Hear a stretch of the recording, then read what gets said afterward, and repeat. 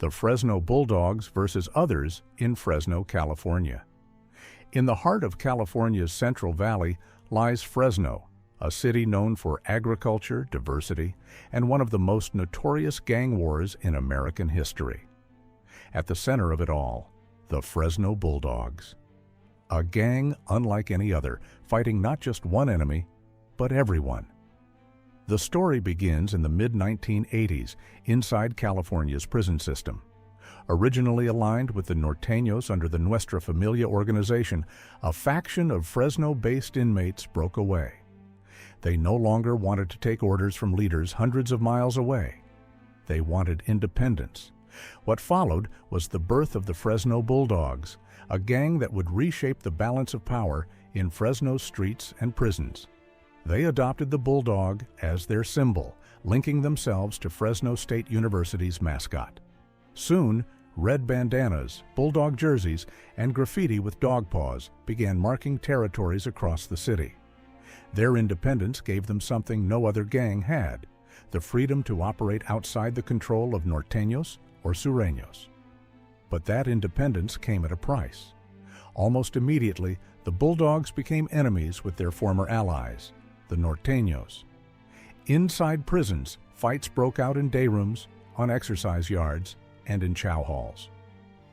What started as a split escalated into a war, and unlike most conflicts, this one had no truce. The Bulldogs weren't just battling Norteños, they were also clashing with Sureños, Asian gangs, African American crews, and white supremacist groups. In Fresno, the streets reflected the chaos. Police described it as Bulldogs versus everybody. The Bulldogs fought Norteños in one neighborhood, Sureños in another, and even Asian gangs like the Menace of Destruction and the Mongolian Boys Society. Drive-by shootings, home invasions, and retaliatory killings became routine. By the 1990s, Fresno's homicide rate was soaring, and the city was earning a reputation as one of the most violent in California. The Bulldogs were unpredictable. You never knew who they were going after next. They weren't part of the Norteños or Sureño structure. They answered to nobody. That made them dangerous. Behind prison walls, the conflict was even bloodier. The Bulldogs refused to align with La Nuestra Familia or the Mexican Mafia, the two dominant Latino prison organizations. That meant they had to defend themselves constantly, locked in permanent warfare. Prison yards erupted in violence, with Bulldogs rushing their enemies in large, coordinated attacks. The California Department of Corrections was forced to house Bulldogs separately in some facilities, just to prevent mass bloodshed. Back in Fresno, the Bulldog identity spread rapidly. By the 2000s, their numbers grew into the thousands. Entire neighborhoods were controlled by them. Young recruits, often teenagers, were drawn in by the allure of independence, local pride, and raw power. But their dominance came with endless enemies. For Bulldogs, every street corner was a potential battlefield. The violence wasn't limited to gang rivals. Innocent families were often caught in the crossfire. In some cases, shootings at parties, bars, and family gatherings left bystanders wounded or dead. The Fresno Police Department launched countless operations to dismantle Bulldog cliques, but the gang's decentralized structure made it difficult. Unlike traditional gangs with clear leadership, the Bulldogs operated like a pack of wild dogs, loosely connected but united under one name.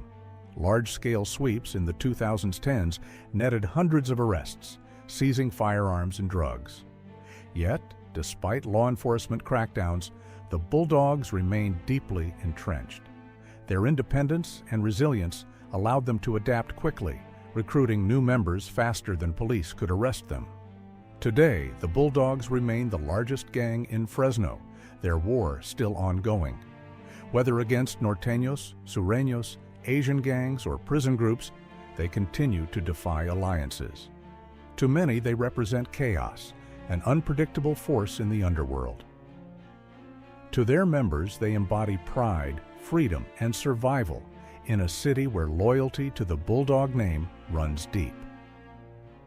From the prison yards to the streets of Fresno, the Bulldogs have carved out a legacy of violence, defiance, and independence. Their war is not against one enemy, it is against them all. And in Fresno, that war shows no sign of ending. The Mongolian Boy Society versus Asian Crips gang wars in Fresno, California. Fresno, California. Known for its agricultural roots and cultural diversity, but beneath the surface lies a history stained with blood. Among the many battles fought in this city, few rivalries have been as fierce or as deadly as the war between the Mongolian Boy Society and the Asian Crips. The seeds of this conflict were planted decades earlier. In the late 1970s and early 1980s, thousands of Hmong, Lao, and Cambodian refugees fled war and genocide in Southeast Asia, resettling in California's Central Valley. For many, Fresno became home, but life was far from easy. Poverty, culture shock, and discrimination created a breeding ground for street gangs. Two groups emerged from this environment, the Asian Crips, often called ACs, and the Mongolian Boys Society, or MBS. Both gangs were made up largely of Southeast Asian youth. Both were fiercely protective of their communities, and from the beginning, they were on a collision course. The rivalry was built on respect, reputation, and retaliation.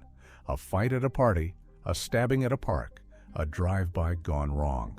Every act of violence demanded an answer. By the 1990s, Fresno police began noticing a sharp rise in shootings linked to these two gangs. Neighborhoods turned into war zones as young men carrying AK-47s, pistols, and shotguns hunted rivals. You had ACs on one block, MBS on the next. It was tit for tat. One side did a shooting, the other side responded within days. It was a cycle that never stopped. For residents, the violence was inescapable. Families lived in fear, caught between gunfire and vendettas. Kids walking to school passed walls marked with graffiti, a constant reminder of the gangs that ruled the streets. Inside California's prison system, the war didn't end. Members of the Asian Crips and MBS carried their hatred behind bars. Riots broke out in day rooms and on yards. Inmates armed with homemade shanks attacked rivals in showers, hallways, and cells. The gangs weren't just fighting for turf, they were fighting for survival and dominance, both on the streets and in prison. By the 2000s, Fresno had become a hotbed of Asian gang wars. Law enforcement identified more than a dozen Southeast Asian gangs operating in the area. Menace of destruction, Laos Bloods, Tiny Rascals. But it was the feud between MBS and AC that stood out for its intensity and body count. In 2019, the feud spilled into one of Fresno's darkest nights, a backyard football party filled with families and friends. Gunmen stormed the gathering, opening fire on the crowd. 4 men were killed, 6 more were wounded. Police later linked the shooting to the Mongolian Boys Society, who were allegedly targeting Asian Crips in a calculated act of retaliation. The massacre shocked the community. It was one of the deadliest shootings in Fresno's history, a reminder that old rivalries had not disappeared. They had only evolved. Voice actor. These were kids who came here as refugees. They were supposed to have a better life. Instead, they got trapped in cycles of poverty and violence, and now, generations later, the bloodshed continues. Law enforcement responded with sweeping crackdowns, arresting dozens of alleged members, seizing guns, and dismantling cells of both gangs. But despite arrests and convictions, the rivalry endures. Today, the Mongolian Boys Society and the Asian Crips remain 2 of the most feared names in Fresno's gang landscape.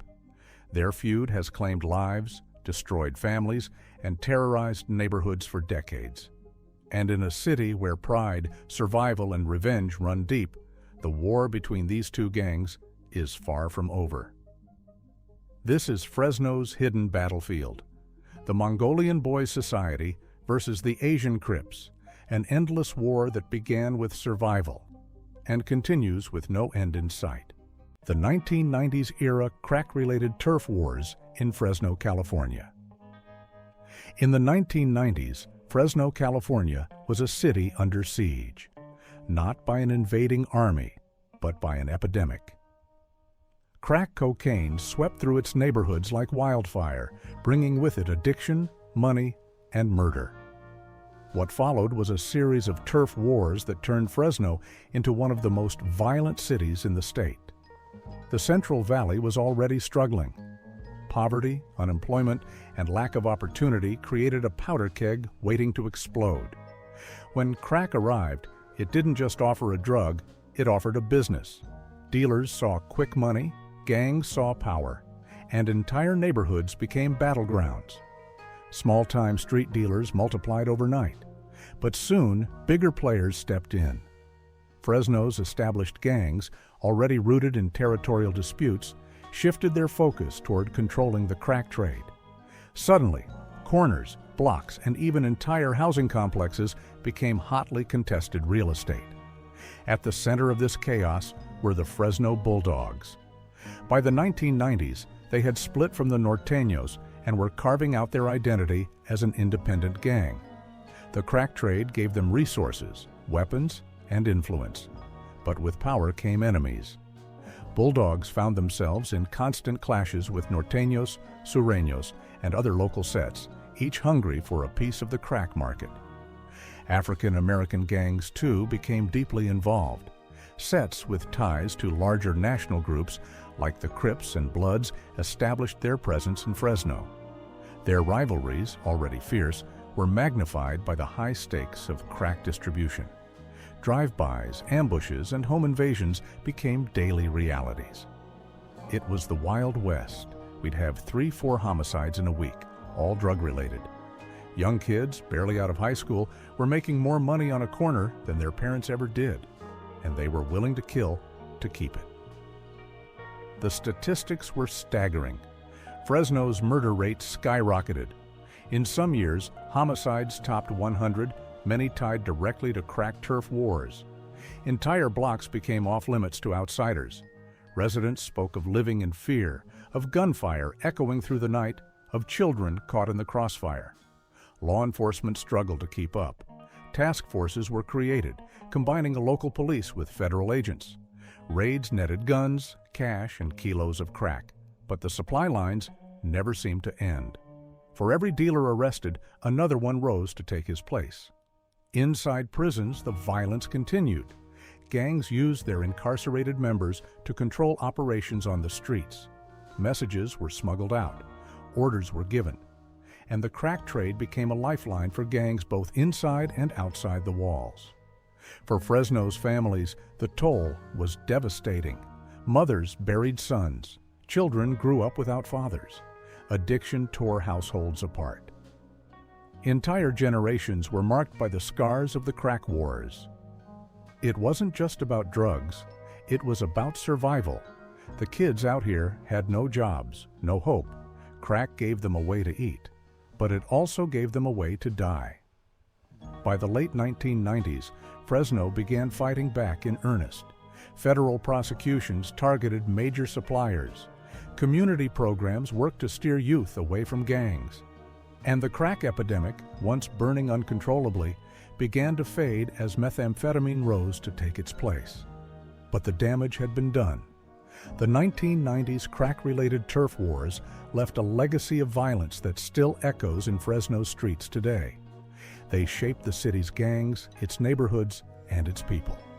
A war for corners fueled by crack cocaine that turned Fresno into one of California's deadliest battlegrounds. This is the story of a city consumed by crack and the wars it unleashed. Fresno's 1990s turf battles, a reminder that when drugs, poverty, and desperation collide, entire communities pay the price. Kalwa gang activity in Fresno, California. On the southern edge of Fresno sits Kalwa, a small unincorporated community with a population of less than 2,000. It may be small, but for decades, Kalwa has carried a big reputation, one defined by poverty, crime, and the presence of one of the Central Valley's most dangerous gangs. This is the story of the Kalwa gang. Like many neighborhoods in Fresno County, Kalwa struggled with economic decline. Unemployment soared, opportunities dwindled, and poverty gripped its residents. For many young people, the streets became the only option. By the late 1980s, the Kalwa gang had formed, claiming its territory in the community that bore its name. Unlike larger, more structured organizations such as the Fresno Bulldogs or Norteños, the Kalwa gang operated as a tight-knit, local set. But their small size didn't make them any less dangerous. They carved out a reputation for violence, drug trafficking, and brutal retaliation. Law enforcement quickly learned that Kalwa was a hotbed of criminal activity. Gang members were involved in shootings, home invasions, and assaults. Their activities spilled beyond the small neighborhood, impacting the greater Fresno area. And while their rivals shifted over the years, their loyalty to the Kalwa name never wavered. Kalwa wasn't like the Bulldogs, who fought everyone, or the Norteños and Sureños with their prison politics. Kalwa was different. They were hyper-local, but they were feared because of how ruthless they could be. Drugs were their currency. Crack cocaine in the 1990s, methamphetamine in the 2000s, heroin and fentanyl in the years that followed. With drugs came guns, and with guns came bloodshed. Kalwa gang members were often at the center of violent robberies and shootings, leaving entire communities on edge. The geography of Kalwa worked in the gang's favor. Tucked between industrial zones and freight rail lines, it was easy to hide criminal operations from outsiders. Drug stashes moved along hidden routes. Shootings could happen, and suspects would vanish into a maze of streets before police arrived. In late 2015, after years of escalating violence, authorities launched a massive crackdown. A multi-agency task force executed raids across Kalwa, arresting more than 40 suspected members. The operation seized nearly 30 firearms, large quantities of narcotics, and dismantled parts of the gang's network. It was sparked by a horrific crime, the carjacking and murder of 2 innocent people. The Kalwa gang had gone too far, and the community demanded action. The arrests were a major blow. Headlines declared the gang dismantled. But for law enforcement, it wasn't a victory. It was a temporary pause. Many of those arrested were young, mid-level members. The gang's leadership remained harder to reach, and younger recruits continued to take up the mantle. You take down one generation, and another fills the void. These kids grow up seeing Kalwa as part of their identity. Until you fix the poverty, the schools, and the opportunities, you won't fix the gang problem. The human cost of Kalwa's activity is heavy. Families torn apart, children growing up without parents, a community living under the shadow of fear. For the people of Kalwa, the gang has been both a source of identity and a source of devastation. Today, the Kalwa gang still exists, though weakened by law enforcement pressure and rivalries with other sets. They are not as large as the Bulldogs, nor as organized as prison gangs like the Mexican Mafia. But in their corner of Fresno County, they remain a force to be reckoned with. Kalwa is more than just a gang's name. It's a community struggling to move beyond its reputation. For decades, the Kalwa gang has cast a long shadow over this small neighborhood. And though law enforcement continues to push back, the story of Kalwa is a reminder that gangs are born not just from violence, but from poverty, neglect, and the fight to belong.